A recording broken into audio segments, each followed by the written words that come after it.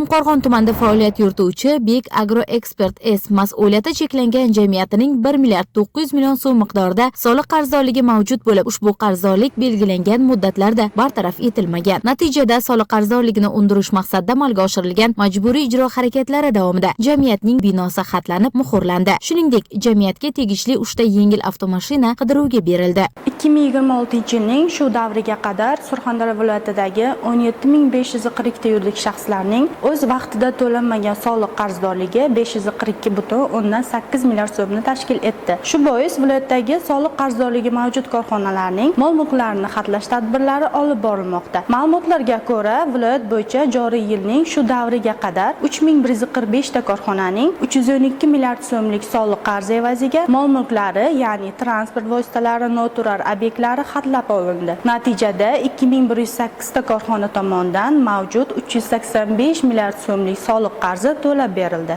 Soliq qo'mitasi tomonidan tuzilgan ishchi guruhning navbatdagi manzili Surxondaryo don mahsulotlari aksiyadorlik jamiyati bo'ldi. Mazkur aksiyadorlik jamiyatining ham 3 milliard 300 million so'm miqdorida soliq qarzdorligi mavjud. Soliq xizmati organlari tomonidan bir necha bor ogohlantirishlarga qaramasdan qarzdorlik bartaraf etilmagan. Shu bois soliq qarzdorligini undirish yuzasidan majburiy ijro harakatlari amalga oshirildi. Jamiyatning ma'muriy binosi xatlanib, muhrlandi. Shuningdek, jamiyatga tegishli Gentra rusumli yengil avtomashina xatlanib, jarima maydonchasiga joylashtirildi. Ayni kunlarda soliq qo'mitasi tomonidan tuzilgan ishchi guruh tomonidan Surxondaryo viloyati shahar va tumanlarda soliq qarzdorligini qisqartirishga qaratilgan tizimli ishlar davom ettirilmoqda. Muqaddas Panjiyeva, Ilyos Rahmatov, tafsilot informatsion dasturi uchun.